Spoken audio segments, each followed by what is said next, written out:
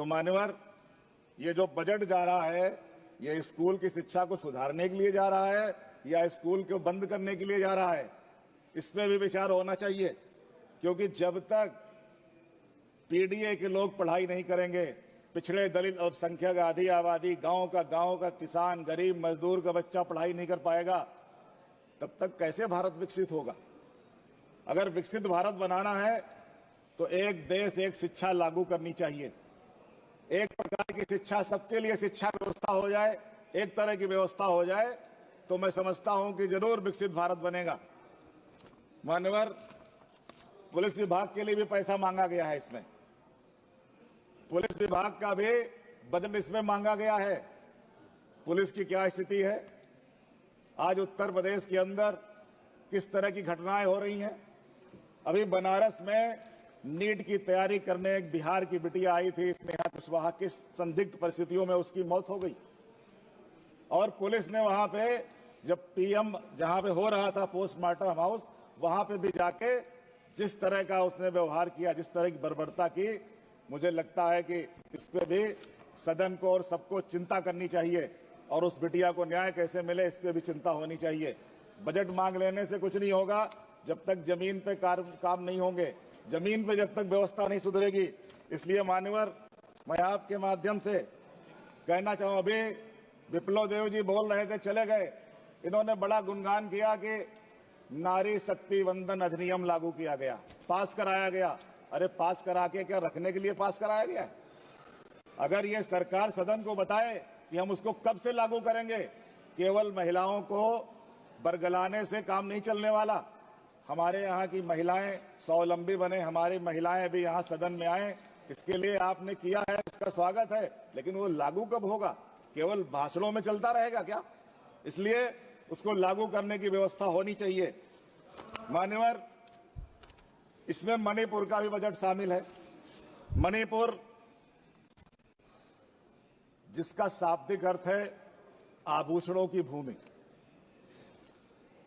यहां प्राकृतिक संसाधनों का प्रचुर भंडार है।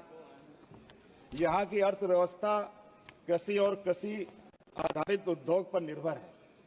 मणिपुर में उच्च शिक्षा की भी व्यवस्थाएं थी, लेकिन सब ठप पड़ी हुई हैं। यहां निवेश की अपार संभावनाएं थी, परंतु डबल इंजन सरकार की नीतियों के कारण केवल दंगे हो रहे हैं और हिंसा से त्रस्त घायल मणिपुर समाधान का इंतजार कर रहा है। मणिपुर और मॉरिशस, तो मैं तो आप निवेदन करूंगा कि माननीय प्रधानमंत्री जब मॉरिशस से आए तो मणिपुर भी चले जाएं, मणिपुर जरूर चले जाएं। मणिपुर हमारे देश का अभिन्न हिस्सा है और वहां पे जिस तरह की वातावरण है, जिस तरह का माहौल है, माननीय वित्त मंत्री जी को यहां बजट रखना पड़ रहा है। अच्छा होता कि ये बजट वहां की विधानसभा में पास होता, ये अच्छा होता कि वहां के लोग इसको तय करते। लेकिन ये दुर्भाग्य है कि मणिपुर का बजट यहां लाना पड़ रहा है। और मान्यवर, जो पिछले दिनों वहां की सरकार ने बजट पास किए, एक बार उसकी भी जांच कर लेनी चाहिए। कहीं वो बजट इन दंगों को भड़काने में तो नहीं इस्तेमाल कर लिया गया। और जिस तरह से मणिपुर जल रहा है, हल ढूंढने में ना तो केंद्र की सरकार ने और ना ही राज्य की सरकार ने कभी कोई राजनीतिक इच्छा का इजहार किया। मणिपुर के हालात बेहद खराब रहे हैं। गृह मंत्रालय की जो ताजा रिपोर्ट आई है, उसमें यह स्पष्ट है कि वर्ष 2023 से समूचे पूर्वोत्तर भारत में जो हिंसाएं हुई हैं, उसमें लगभग 77% हिंसाएं मणिपुर में हुई हैं। मान्यवर, मणिपुर में हुई हिंसा में सैकड़ों नागरिक और सुरक्षा कर्मियों की जान गई है। महिलाओं पर अत्याचार के जिस तरह के वीडियो आए, वे किसी भी सभ्य समाज में मुंह पे तमाचा है, बहुत बड़ा तमाचा, ऐसा वीडियो आया। मान्यवर, मणिपुर में मई 2023 से अभी तक बड़े पैमाने पर जाति हिंसा का शिकार बना हुआ है। हिंसा का दौर अभी जारी है। सरकार लगातार दावा करती आ रही थी कि स्थिति नियंत्रण में है, नियंत्रण में आ जाएगी, लेकिन मान्यवर ऐसा हुआ नहीं और बहुत देर के बाद वहां के मुख्यमंत्री जी ने इस्तीफा दिया है। बहुत देर कर दी, गलती मानने में बहुत देर कर दी। आज वहां की जो हालात हैं, जो जातीय संघर्ष में हजारों लोगों की जान चली गई है, हजारों परिवार बेघर हुए हैं, उसके लिए भी इस बजट में चर्चा आई है, मणिपुर के बजट में, कि हम उनको बसाएंगे। लेकिन उससे पहले ये याद रखा जाना चाहिए कि जो हिंसा की ये घटनाएं हुई हैं, इससे राष्ट्रीय और अंतर्राष्ट्रीय सुर्खियां बनी हैं।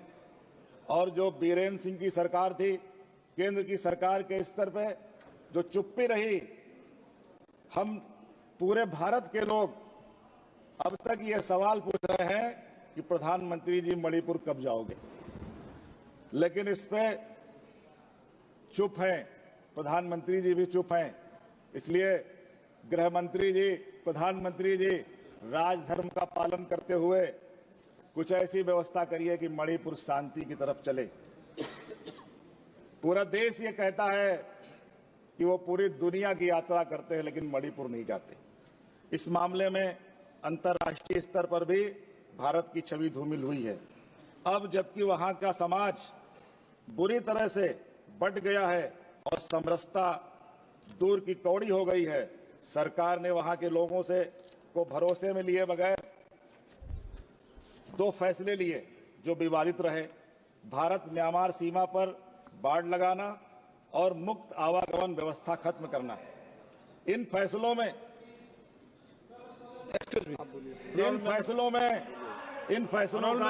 मणिपुर के कई आदिवासी संगठनों ने विरोध भी किया था। मैं बहुत ही विनम्रता के साथ आपको कहना चाहता हूं, एक बहुत संवेदनशील मुद्दे पर यहां चर्चा हो रही है। इससे पहले भी आप ही के चेयर ने कहा कि रूल के हिसाब से चर्चा होनी चाहिए। यहां रूल खंडित किया जा रहा है, हम लोग सुन रहे हैं। एक एक सेंटेंस जो बोला जा रहा है, हम शायद यहां समझ रहे हैं, नहीं समझ रहे हैं, मगर इसके कारण मणिपुर में स्थिति बिगड़ने की परिस्थिति आ सकती है। एक एक सेंटेंस का वैल्यू और महत्व है।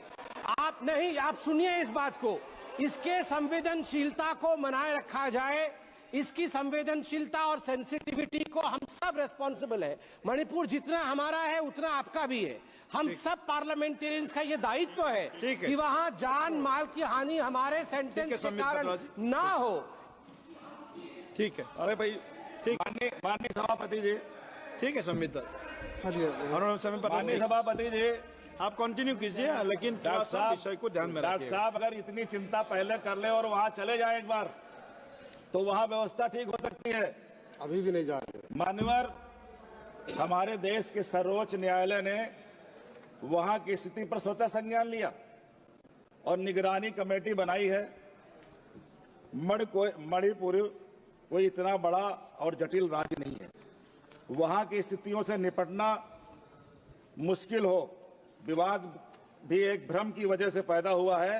अगर सरकार संजीदा होती तो दोनों समुदाय के लोगों को आमने सामने बिठाकर मसले का हल निकाल चुकी होती।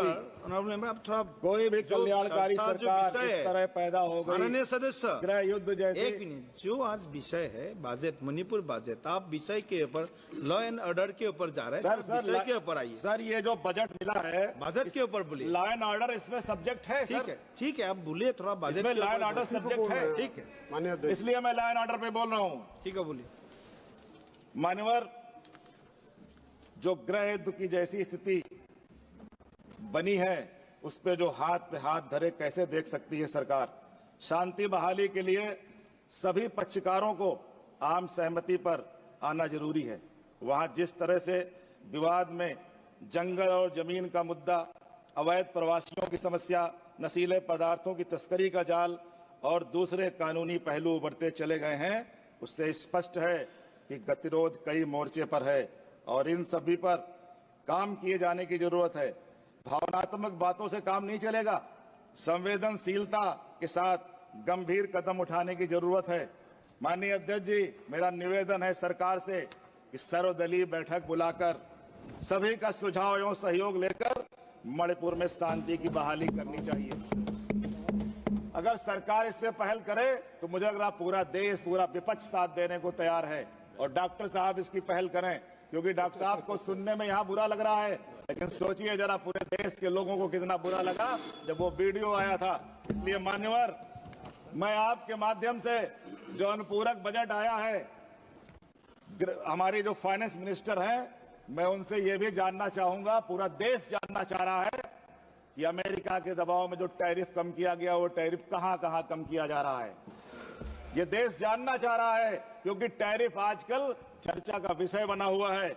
और अगर माननीय अधिष्ठाता महोदय, जो टैरिफ कम होगा उससे हमारे देश की अर्थव्यवस्था पे क्या असर पड़ेगा, इसकी भी जानकारी सदन को माननीय फाइनेंस मिनिस्टर को देना चाहिए। मैं इन्हीं बातों के साथ आपका आभार प्रकट करते हुए, आपको धन्यवाद देते हुए अपनी बात समाप्त करता हूं। बहुत बहुत धन्यवाद।